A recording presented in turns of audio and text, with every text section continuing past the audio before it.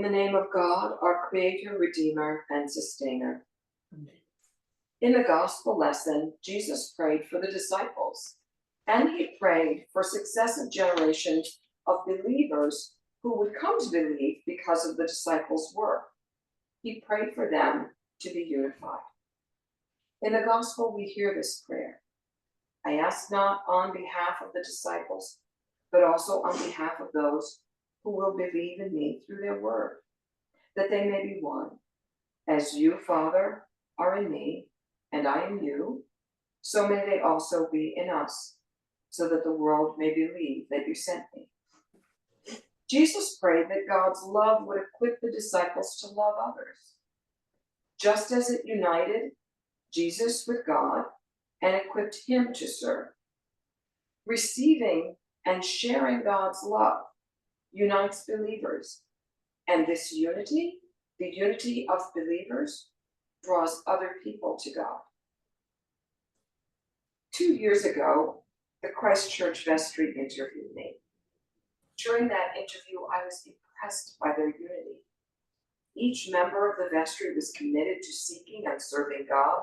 Each was eager to renew the mission and ministry of this parish, and each was willing to spend down, if need be, the very last penny of what the church had in savings in order to call a priest.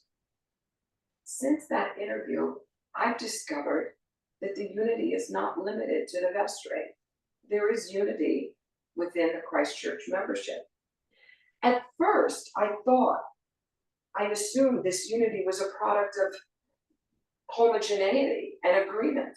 I assumed members had similar understandings of God, had comparable expectations of what it means to be the church, and had the same political views. I discovered that I was wrong. The Christ Church congregation, though quite small, is diverse. Some of you prefer traditional expressions of worship, while others enjoy contemporary Christian music and really would prefer to hear the scriptures read in inclusive language translations. Christ Church members include people whose families have lived in Sag Harbor for generations, and newcomers like my family who settled here after being summer residents. Some members come here year-round, every weekend, and others call this their parish home, their spiritual home, only during the summer. Christ Church members are Caucasian, African American, Asian, and Latino. There are neurotypical members, like my son Cecil, and neuroatypical members, like my daughter, who has autism. Members are gay and straight, bisexual, heterosexual, and celebrate. Members are partnered, married, widowed, single. There are among the members dyed-in-the-wool Republicans, like my daddy, and Democrats whose politics are further left than Senator Bernie Sanders. In spite of our differences, there is unity among us. Unity is essential for Christ Church members, and in fact, unity is essential for all people.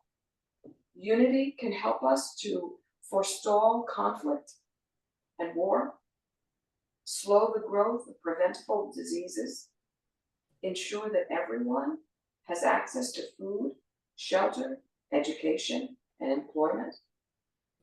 Given the deep divisions in our nations and the periodic heated disagreements in this village, I wonder, how do the Christ Church members manage to claim and sustain their unity?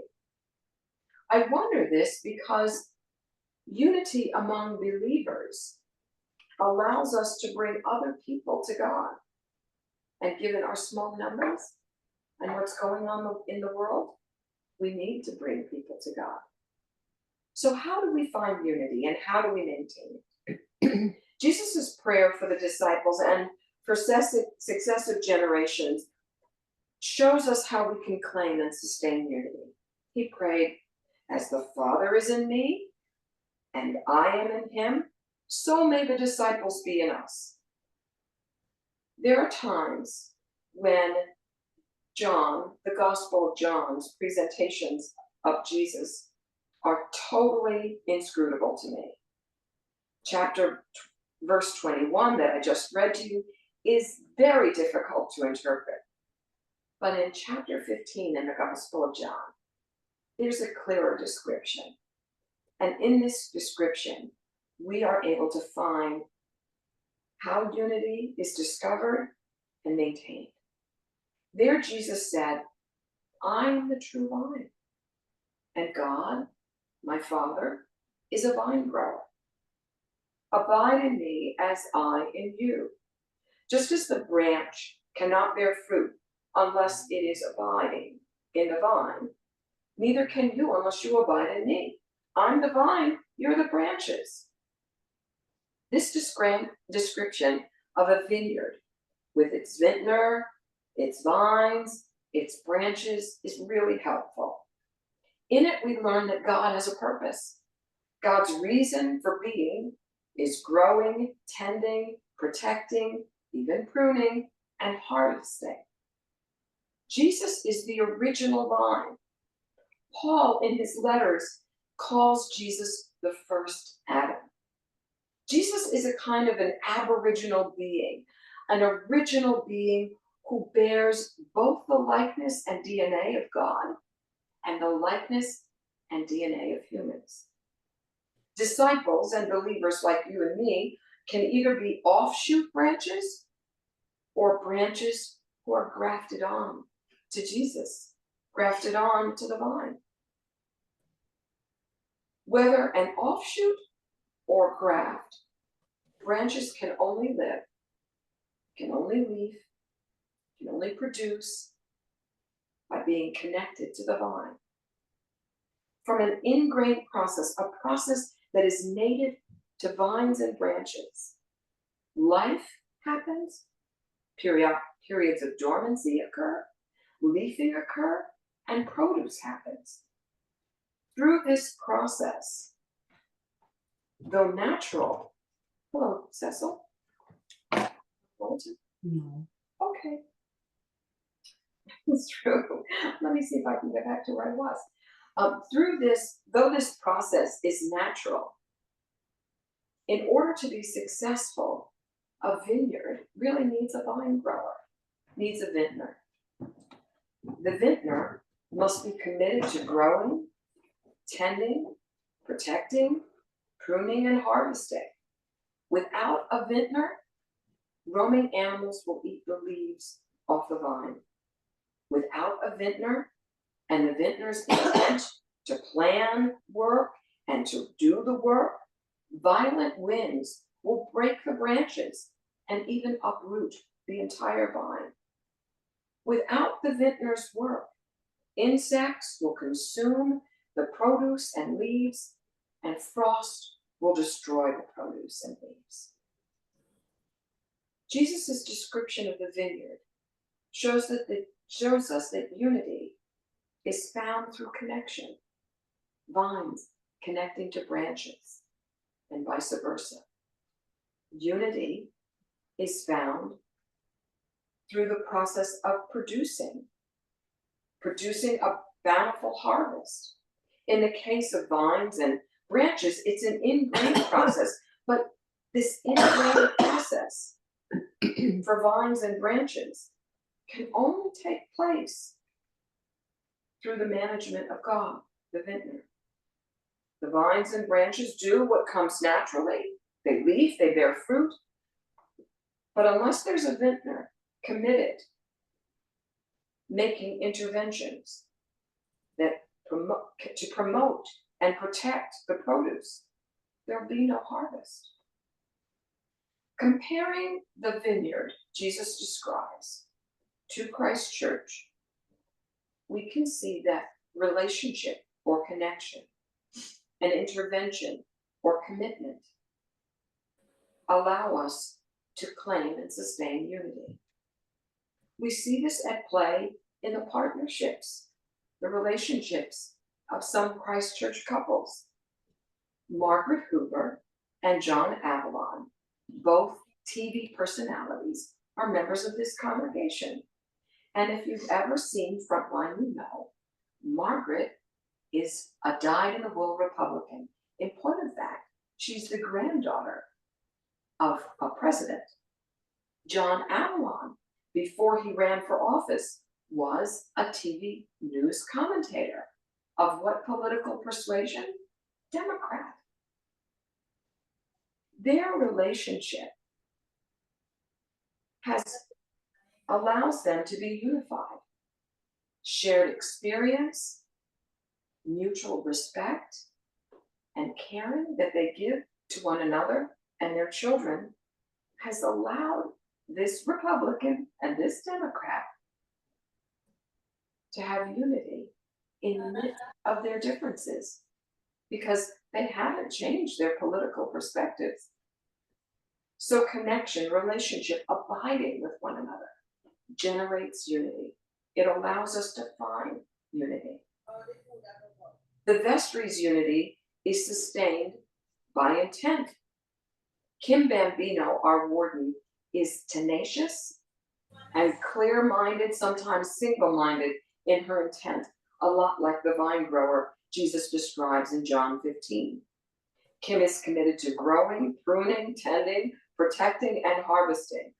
Her purpose as a member of this church and as a warden is to ensure that Christ Church bears fruit.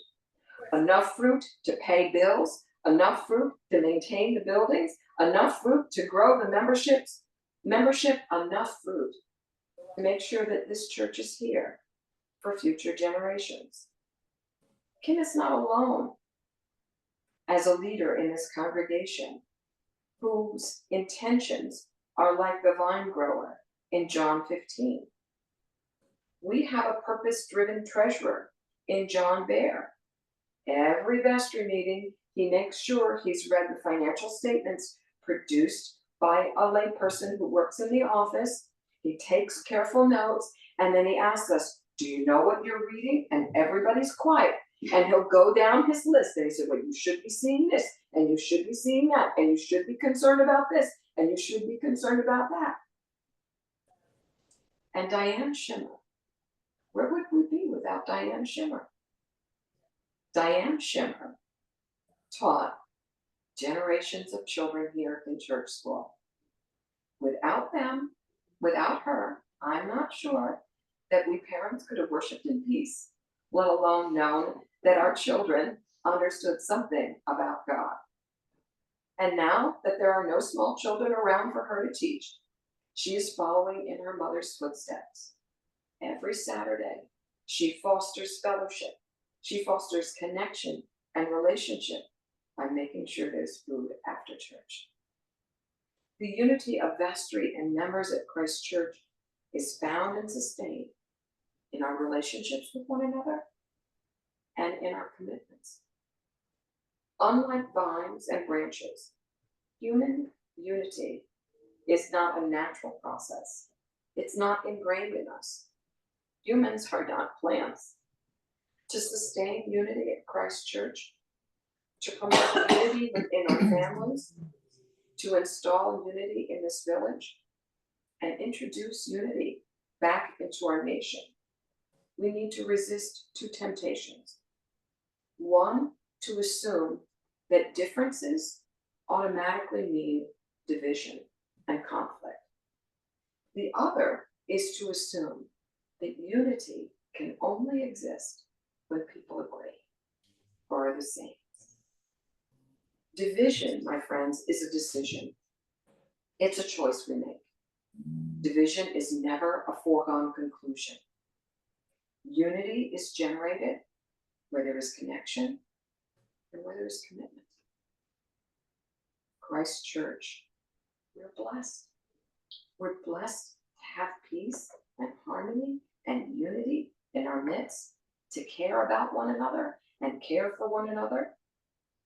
We have chosen relationship, intention, or commitment. And you have called leaders like the ones on your vestry who are also willing to be in relationship with one another, who are committed, whose intent it is to further the mission of this place and to make God known. And so it's time. It's time for all of us to use the love that we feel for one another, our unity, our relationships, our commitment to God when we go out there, so that we might draw others to God. Amen. Amen.